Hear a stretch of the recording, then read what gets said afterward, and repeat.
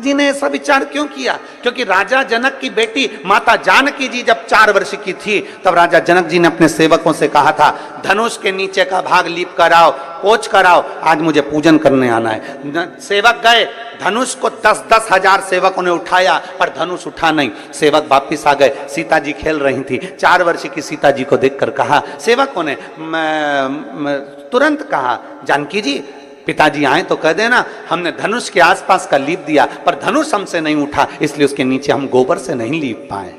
आप कह दोगी ना? सीता जी ने कहा, क्या काका तुमसे धनुष नहीं उठा? चलो मैं उठाती हूं, तुम लीप देना। सीता जी गई, 4 वर्ष की माता जानकी जी ने अपने उल्टे हाथ से धनुष को उठा लिया, सीधे हाथ में गोबर लेकर लीप दिया और धनुष को रख दिया। जनक जी जब पूजन करने के लिए आए, तो जनक जी ने देखा कि आज धनुष के नीचे का भाग पहली बार लिपा हुआ है। ये किसने लीप दिया? सबने कहा जानकी जी ने लिपा है। जानकी, 4 साल की जानकी, बुलाओ सीता को। जानकी को बुलाया, जानकी बेटा तूने ये धनुष कैसे उठा लिया? उसने कहा पिताजी बिल्कुल सरल था, उल्टे हाथ से सीता जी ने अपने पिताजी के सामने धनुष उठाया, गोबर लिया और लीप के बताकर धनुष को रख दिया।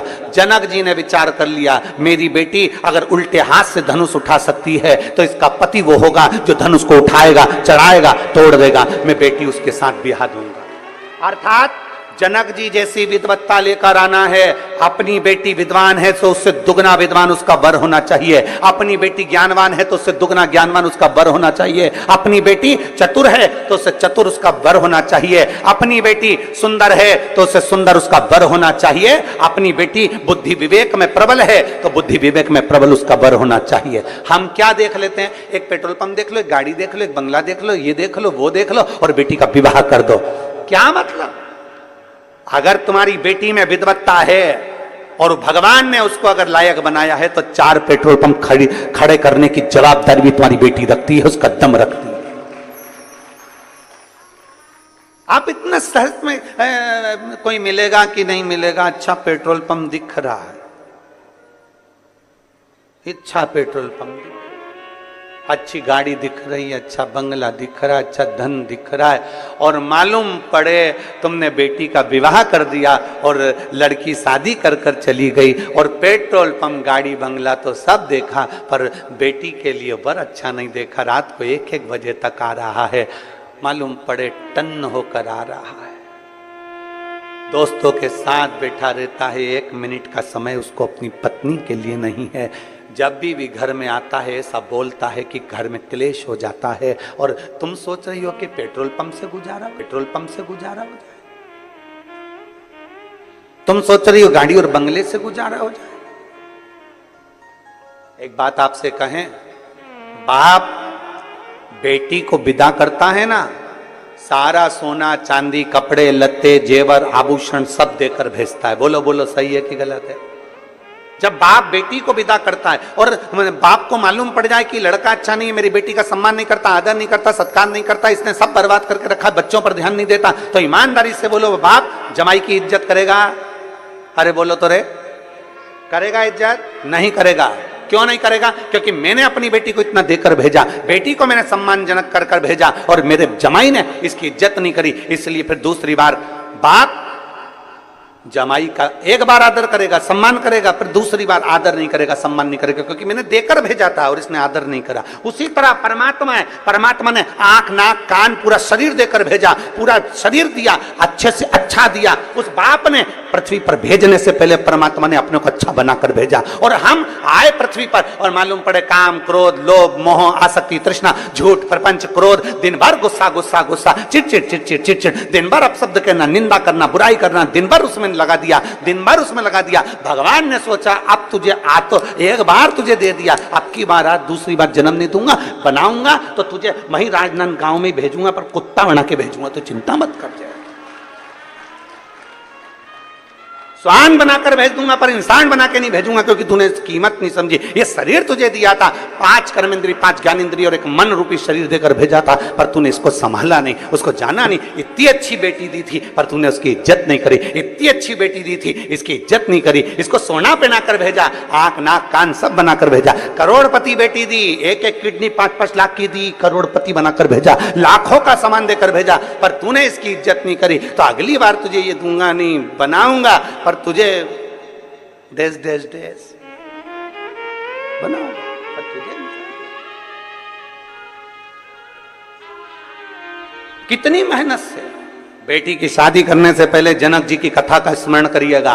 बेटी का विवाह करने से पहले जनक जी की कथा का स्मरण करिएगा कि बेटी समझदार है तो उससे दुगना समझदार उसका वर होना चाहिए। गाड़ी बंगला पेट्रोल पंप जमीन जायदाद नहीं देखना, सबसे पहले देखो कि जिस लड़के के साथ बेटी बिहार रहे हैं वो लड़का आपकी बेटी की इज्जत करेगा कि नहीं करेगा, आपकी बेटी का सम्मान करेगा कि नहीं करेगा। मालूम पड़े धन तो बहुत है पर क्या करे, क्या पेट्रोल पंप की पेट्रोल को खाएगी कि गाड़ी बंगले को मुख में लेगी? नहीं।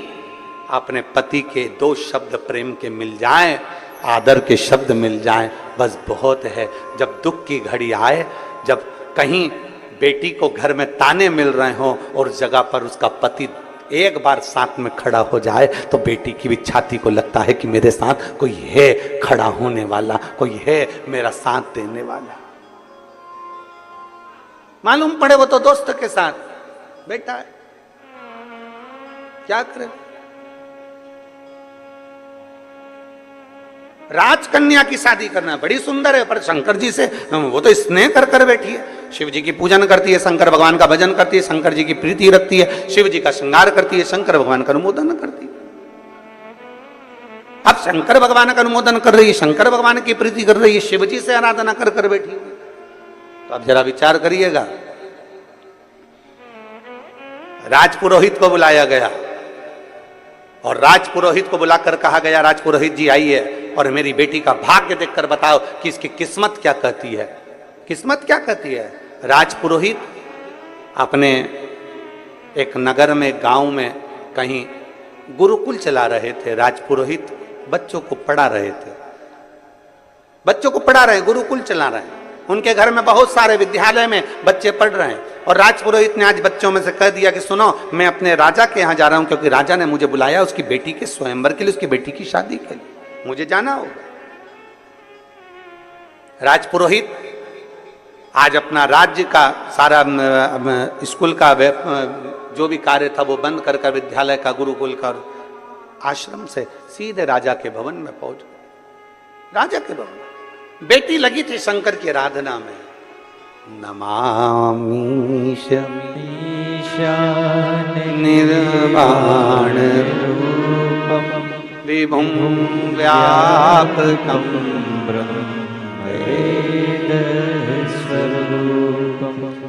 नमः शिवाय, ओम नमः शिवाय, नमः शिवाय, ओम नमः शिवाय। नमामि शमीशान निर्वाण रूपम विभुं व्यापकं ब्रह्मवेदस्वरूपम्। नमः शिवाय, ओम नमः शिवाय, नमः शिवाय, ओम नमः शिवाय। लगी बेटी भगवान शंकर की आराधना, श्रृंगार बना रही है, शिव के मंदिर को सजा रही है, शंकर के शिवलिंग को सजा रही है, भगवान शंकर का श्रृंगार कर रही है। वो राजकुमारी का नियम भगवान शंकर की आराधना, भगवान शिव की भक्ति करना, भगवान शंकर की आराधना करना, भगवान शिव की भक्ति करना। राजपुरोहित आ गए, राजपुरोहित आए, राजभवन में प्रवेश किया। राजपुरोहित ने राजभवन में प्रवेश किया तो राजा ने उनका आदर करा, सम्मान करा, सत्कार करा, क्योंकि राजपुरोहित है, प्रणाम करना जरूरी है। कोई विद्वत जन आए, कोई संत साधु आए, कोई गुरुजन आए, कोई महात्मा आए, कोई संत आए, ये आपके और हमारे भी मन में होना चाहिए कि हम उसको नमन करें, प्रणाम करें, उसका सत्कार करें, प्रणाम करें। और केवल इनसे ही मतलब नहीं, घर का बुजुर्ग भी आए, घर का बड़ा भी आए, माता पिता भी आए, कोई बुजुर्ग आ गया तो उसका भी आदर, उसका आदर और सत्कार।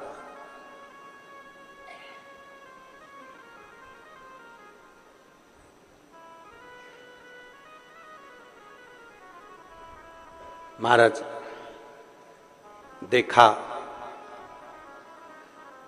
राजपुरोहित आए, कहा महाराज जी बेटी का भाग्य देखना है। बेटी का भाग्य? हाँ, ये बेटी का भाग्य देखकर बताओ, ये उसकी जन्म लग्न है, ये उसकी पात्रिका है, और आप उसका भाग्य देखिए, उसका भाग्य देखिए कैसा है।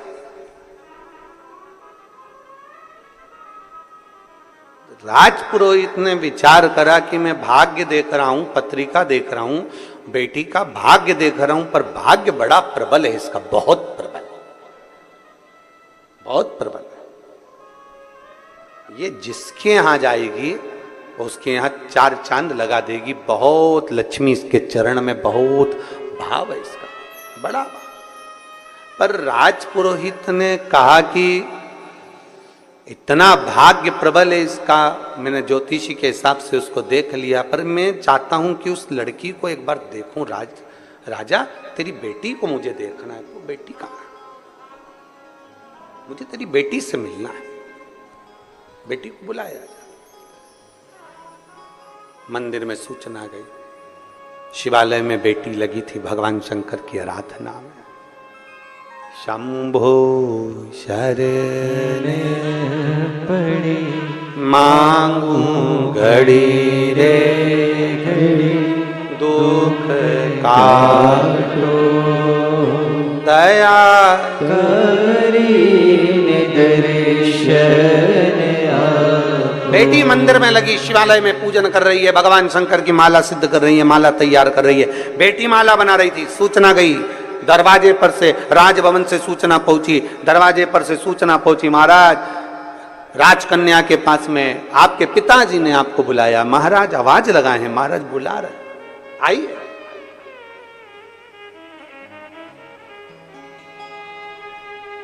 बेटी ने आवाज लगाकर कहा, पिताजी से कह दो जब तक माला सिद्ध नहीं हो जाती तब तक मैं नहीं आती। जब तक माला सिद्ध नहीं होती तब तक मैं नहीं आती। माला सिद्ध हो दो फिर मैं आऊंगी।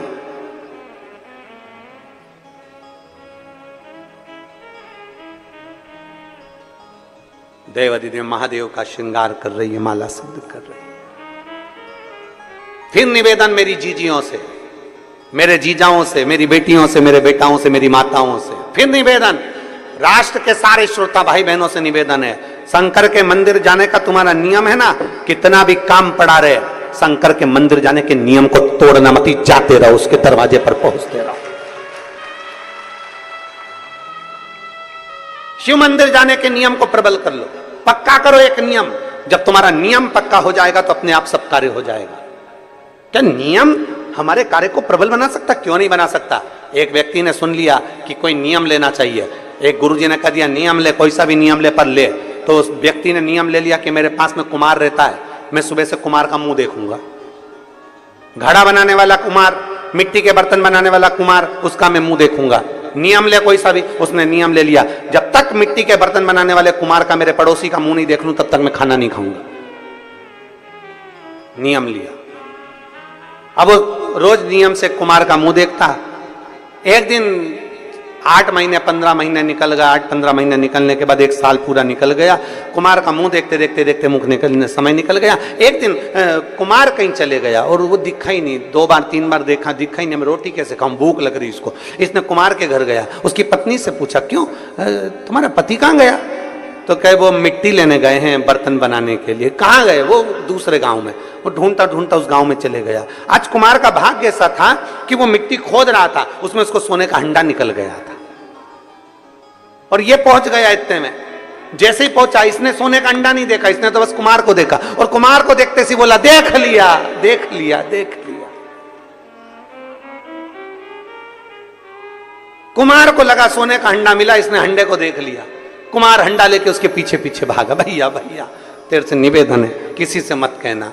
क्या नहीं कहना, बस जो मिला है अपन दोनों आधा आधा बांट लेंगे पर किसी से मत कहना, अपन दोनों आधा आधा बांट लेंगे पर किसी से मत कहना। उस व्यक्ति ने पूछा किसका नहीं कहना, क्या नहीं कहना? कि मुझे जो सोने का हंडा मिला है उसका मत बोलना, आधा तेरा आधा मेरा, दोनों ने बांट लिया। उस व्यक्ति ने कुम्हार के हाथ जोड़कर कहा भैया मैंने तो एक नियम लिया था, वो नियम था तेरे मुंह देखने का, उस समय भी मैंने हंडा नहीं देखा था, पर तेरा मुंह देखने का नियम मुझे इतना फल जाएगा कि आधा सोना मिल जाएगा, इससे बढ़कर सुख और क्या चाहिए।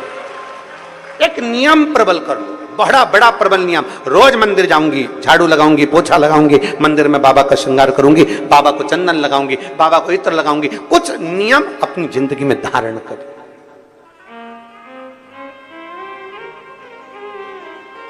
हम तो यहां तक कहते हैं आप कोई दूसरा नियम नहीं ले सकते तो एक नियम ऐसा ले लो, अपने दुकान जाते हो ना, अपनी सर्विस पर जाते हो ना, अपनी नौकरी पर जाते हो ना, अपनी ड्यूटी पर जाते हो ना, तो एक नियम ले लो। अभी कोई से भी रास्ते से जाते थे पर एक नियम बना लो, शंकर जी का मंदिर जिस रोड पर पड़ता है घर से निकलकर सबसे पहले उसी मंदिर के सामने से निकल कर जाऊंगा। आप मत जाओ मंदिर के अंदर। कौन बोल रहा है? कौन बोल रहा है मंदिर के अंदर जाओ? मंदिर के बाहर से चले जाओ, प्रणाम भी नहीं करना मत करो, तुम तो अपनी गाड़ी चढ़ाओ, भुड़ से निकल जाओ। कौन कह रहा है? पर नियम तो बनाओ कि मैं आज से नियम लेता हूं, मैं अपनी ड्यूटी पर जाऊंगा, अपनी नौकरी पर जाऊंगा, अपनी दुकान पर जाऊंगा। शंकर जी के मंदिर अभी तक दूसरे रास्ते से जाता था, मेरे नजदीक में जो शंकर का मंदिर उसके सामने से जाऊंगा। मत प्रणाम करो, मत देखो शिखर को, मत प्रणाम करो, मत जल चढ़ाओ, उसके सामने से तो निकल जाओ। उसके सामने से तो निकलो। आइसक्रीम वाला देखा है? आते राजनांदगांव में आइसक्रीम बेचने वाले वो बजाते हैं, और डमरू उसके पास रहता है लंबा डंडा वाला, बजाते हैं। कोई जरूरी है? उसका काम है डमरू बजाना और चिल्लाता आइसक्रीम आइसक्रीम, और अंदर जो बच्चे होते हैं ना, दादी दादी दादी एक धर के, सर्दी हो रही ना, चुप बैठ, खांसी हो रही ना, नहीं अभी मौसम अच्छा नहीं है, तू नहीं खाएगा, नहीं पिएगा। अब पर आइसक्रीम वाले का नियम है, तुम खाओ चाहे मत खाओ, आओ चाहे मत आओ, आइसक्रीम ले चाहे मत लो, पर उसका नियम है डमरू बजा का आइसक्रीम। और अंदर जो बच्चे हैं उनके हृदय में उत्पात हो रहा है। मेरे को दादी, वो रोज आता है, रोज आवाज लगाता है। दादी ने उसको समझा भी दिया आइसक्रीम वाले को, हे भैया मेरे दरवाजे पर आके डमरू क्यों बजाता है? आइसक्रीम वाला बोला रोड तुम्हारी है क्या? आवाज मेरी, रोड मेरी, मेरी मर्जी, मैं कुछ भी करूं। आइसक्रीम वाला आवाज लगा रहा है। अंदर बैठे बच्चे, एक दिन मां संभालेगी, 2 दिन संभालेगी, 3 दिन संभालेगी, 4 दिन संभालेगी, 5 दिन संभालेगी। दादी गई भजन में और बच्चे गए ताई जी के पास। बड़ी मम्मी ताई जी क्या हुआ? आइसक्रीम वाला आया है, mummy please please, mummy please, सर्दी हो रही ना। दादी ने मना करता, नहीं तू प्लीज प्लीज, और पकड़ कर और आइसक्रीम फिर बड़ी माँ ने दिलाई दी, चाची ने दिलाई दी, उसको खाने को मिल गई। 1 महीना 15 दिन 20 दिन तुम रोकते रहे, पर एक दिन तो मौका लग गया और बच्चा बाहर आया और आइसक्रीम खा ही लिया। उसी तरह तुम भी जाते रहो जाते रहो जाते रहो, मत देखो मत दर्शन करो, तुम तो जाओ जाओ जाओ। एक दिन तो मेरा भोलेनाथ भी सोचेगा ऐसा कहां का आया है रे, मेरी साइड ही नहीं देखता, अब तुझे दिखा के रहूंगा, तो रुक। और एक दिन मेरा भोलेनाथ मंदिर से बाहर निकलकर जोर इशारा कर कर बुलाएगा, तेरा कल्याण। नियम तो बनाओ। तुम नियम ही नहीं बनाओ और सोचो भगवान मिल जाए। नियम बनाना पड़ेगा, उसके दरवाजे के सामने से निकलना।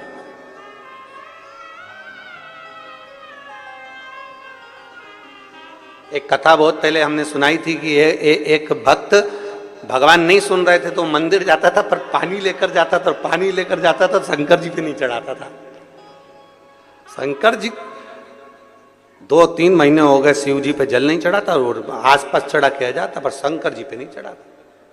शंकर जी को लगा कितना एबला है? बताओ कितना एबला है। शंकर जी ने पार्वती से कहा ये रोज मंदिर आता है और जल लेके आता है और चढ़ाता नहीं है। अब जरा विचार करिए,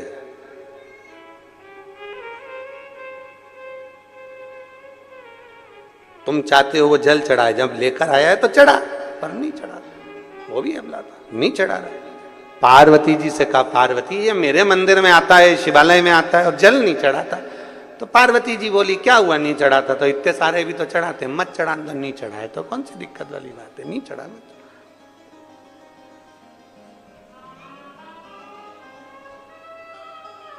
दो तीन महीने निकले, अब शंकर जी से रिया नहीं गया। एक दिन शंकर जी उसके पीछे पीछे उसके घर तक चले गए और एक बच्चे का रूप रखकर उसका हाथ पकड़कर बोले काका तू मंदिर में सब दूर जल चढ़ाता है और मुझे जल नहीं चढ़ाता, शिव को जल नहीं चढ़ाता, क्यों?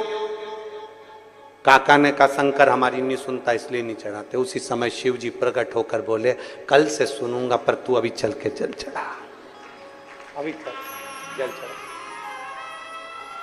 बोला है मेरा शिव, अड़भंगा है मेरा शिव।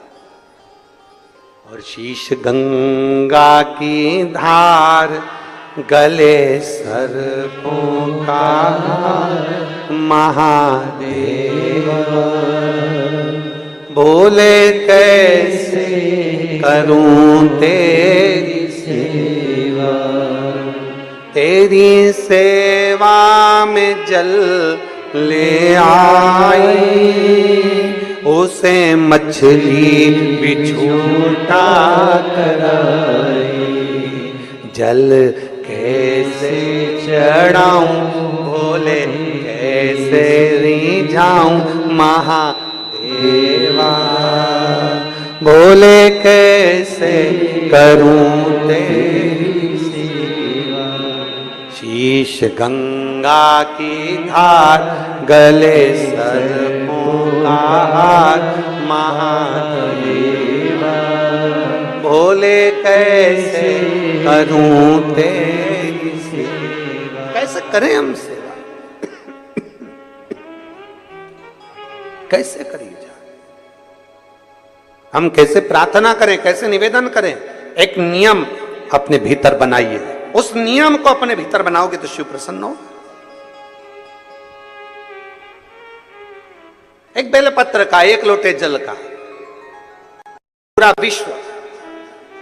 पूरा विश्व एक लोटे जल का नियम बनाया है। पिछले वर्ष कई करोड़ लोगों ने शिव भगवान शंकर का पार्थिव पूजन किया था और इस साल उससे बढ़कर लोगों ने पार्थिव पूजन किया। मतलब ये अंदाजा है कि लोग एक लोटा जल शिव जी के मंदिर में चढ़ाते हैं तो उनका नियम पक्का होते चले जा रहा है। जब हम कोई नियम बना लेते हैं तो मेरे महादेव को तुम्हारा भंडार भरने के लिए आना ही पड़ता है। नियम बना है ना, एक पत्र आया है,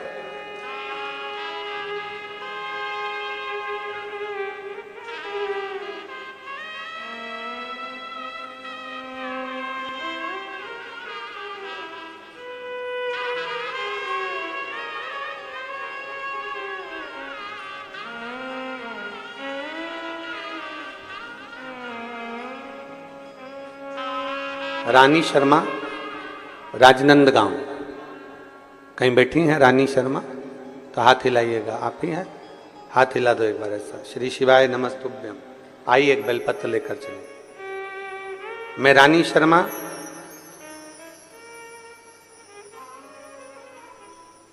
भगवान देवादिदेव महादेव की भक्ति का, पशुपतिनाथ के व्रत का मैं क्या वर्णन करूं। गुरुदेव, मेरे बड़े बेटे की सरकारी नौकरी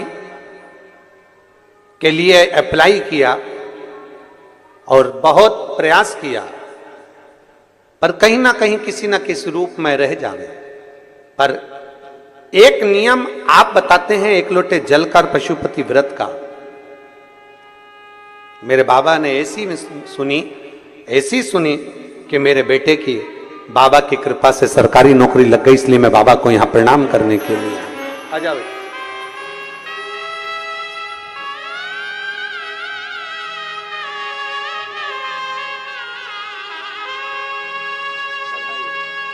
बेटा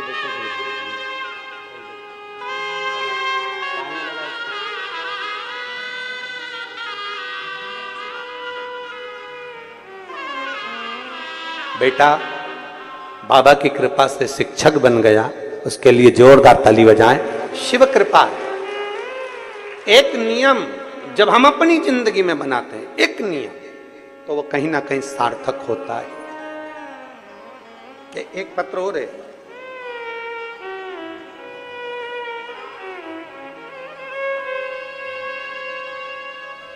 मेरा नाम तुलसी नेभानी है, मैं रायपुर से आई हूं।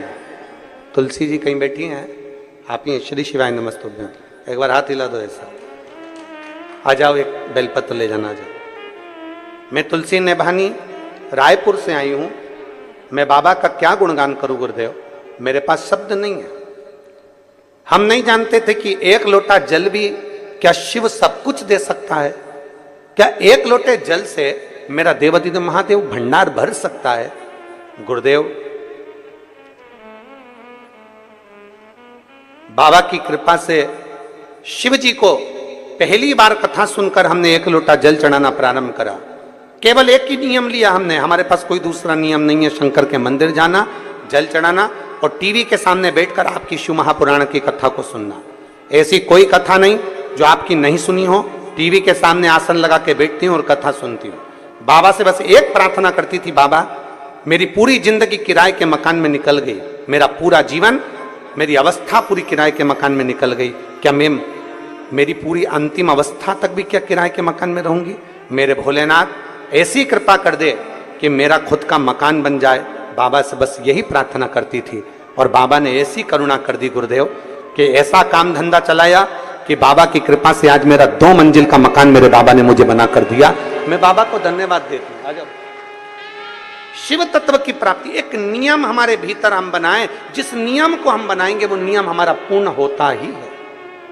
जिस नियम को हम बनाएं,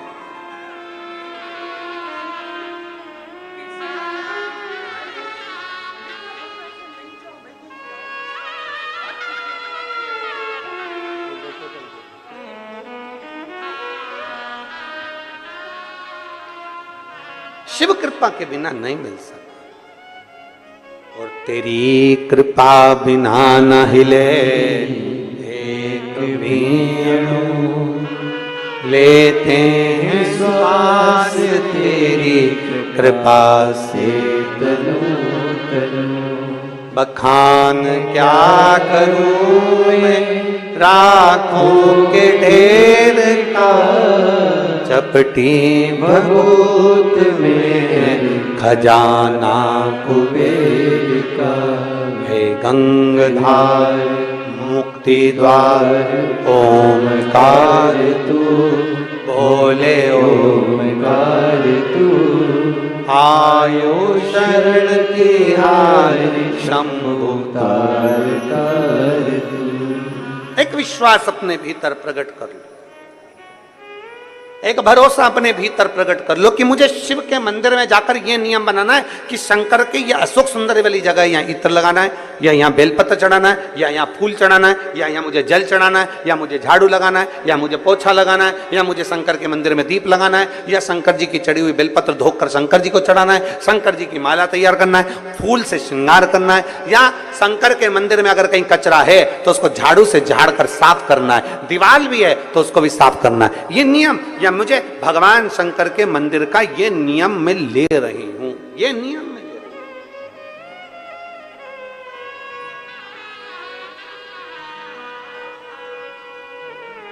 बेटी ने आवाज लगाया, पिताजी से कह दो मैं माला सिद्ध कर कर आती हूं। राजकुमारी ने आवाज लगा दी, कह दो पिताजी से मैं माला सिद्ध कर कर आती हूं। एक नियम पक्का होना चाहिए, मतलब मंदिर जाना है, जाना है। घर में 50 काम है, मैं आती हूं, अब भी आई, 2 मिनट के अंदर गई, जल चढ़ाया, मत रुको मंदिर में। कौन कहता है मंदिर में रुको? मंदिर में रुकने का बोलता कौन है? हम तो कभी नहीं कहते कि मंदिर में बहुत घंटों तक बैठो। काय को बैठो? राम जी के मंदिर में बैठने की जगह होती है, देवी जी के मंदिर में बैठने की जगह होती है, नारायण के मंदिर में बैठने की जगह होती है, सारे मंदिरों में बैठने की जगह होती है, पर शंकर जी के मंदिर में बैठने की जगह नहीं होती। जो आता है पानी ढोल कर जाता है, इतना पानी ढोल जाता है कि साड़ी भी ऊंची कर जल चढ़ाना पड़ता है।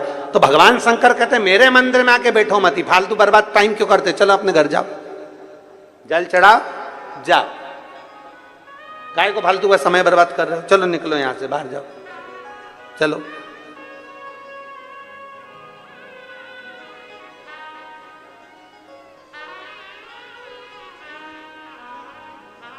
शिव के आश्रित हो, शंकर के आश्रित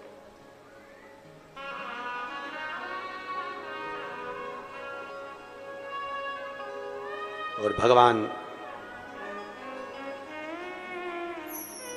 देवाधिदेव महादेव का चरित्र कहता है, भगवान शंकर का पावन चरित्र कह रहा है, भगवान शिव का पावन चरित्र। हे उमापति उमापति रखियो मेरी लाज, उमापति रखियो मेरी लाज, उमापति रखियो मेरी लाज, उमापति रखियो मेरी लाज, उमापति रखियो मेरी लाज, उमापति रखियो मेरी लाज। भूल के सारी दुनिया भोले, भूल के सारी दुनिया भोले, भूल के सारी दुनिया भोले, भूल के सारी दुनिया भोले, तुम्हें पुकारूं आज, उमापति रखियो मेरी लाज, उमापति रखियो मेरी लाज, उमापति रखियो मेरी लाज, उमापति रखियो मेरी लाज, उमापति रखियो मेरी लाज, उमापति रखियो